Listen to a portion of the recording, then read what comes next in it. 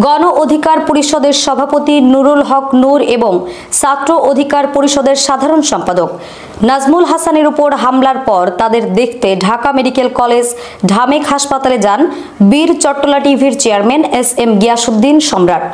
এ সময় তিনি ভিপি নূর ও নাজমুল হাসানের শারীরিক অবস্থার খোঁজ খবর নেন এবং তাদের দ্রুত আরোগ্য কামনা করেন। হামলার শিকার দুই নেতার সঙ্গে দেখা করার পর এস.এম. গিয়াসউদ্দিন সম্রাট সাংবাদিকদের বলেন, হামলার পর থেকে আমাদের সভাপতি নুরুল হক নূর এখনো ঠিকমতো তাকাতে বা কথা বলতে পারছেন না। তার উন্নত চিকিৎসার জন্য বিদেশে নেওয়া প্রয়োজন। তিনি এই হামলার তীব্র নিন্দা জানান এবং এর সঙ্গে জড়িতদের দ্রুত আইনের আওতায় এনে দৃষ্টান্তমূলক শাস্তির দাবি করেন। ভিপি নূরের চিকিৎসার বিষয়ে সরকার সহযোগিতা কামনা করে তিনি বলেন, এই ধরনের বর্বরোচিত হামলা কোনোভাবেই গ্রহণযোগ্য নয়।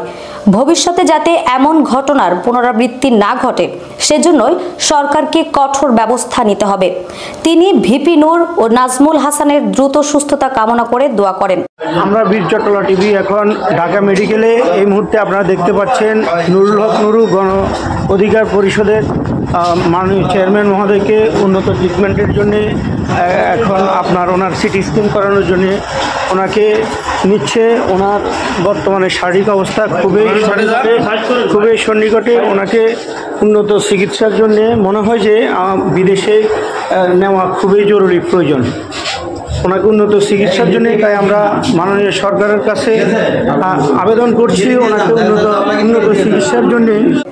আমাদের আরো আপডেট নিউজ পেতে চোখ রাখুন বীর চট্টলা টিভিতে। ফেসবুকে ফলো, ইউটিউবে সাবস্ক্রাইব করুন।